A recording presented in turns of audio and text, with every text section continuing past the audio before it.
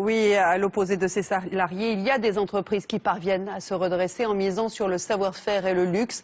Anne Sylvain et Laure Lineau se sont rendus dans l'une des dernières filatures qui surfe sur le retour très tendance du tricot.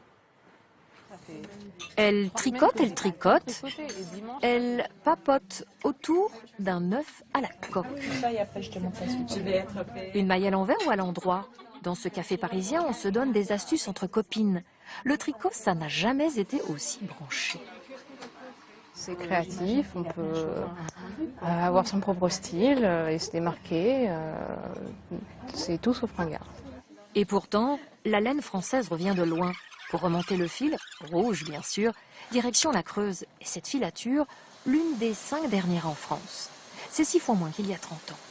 Lui, c'est Pascal le teinturier. En 2006, il a vécu la liquidation puis la reprise de la filature. Depuis, l'activité est repartie de plus belle. On a dit, bon, c'est peut-être que pour 1 an, 2 ans. Et là, vous voyez, depuis 2006, ça marche plein pot. Même soulagement pour Josette, la reine de la pelote. Après 40 ans de maison, elle a bien cru qu'elle ne retrouverait jamais de travail. Pour moi, c'est super, ça va m'amener à la retraite et j'espère pour mes collègues aussi. Cette renaissance, c'est à cet homme qu'ils la doivent tous. En 2006, Jean-Denis Aznar rachète l'entreprise pour une modique somme puisqu'elle est en liquidation. Son pari, relancer la laine made in France. Retrouver des machines avec des gens derrière, on a trouvé ça extraordinaire.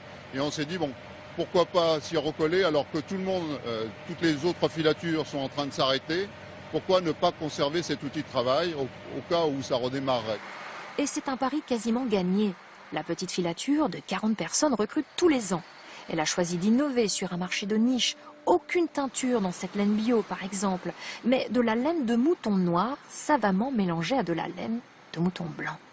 On ne peut pas vraiment jouer dans la cour des grands avec des grandes quantités, des gros volumes.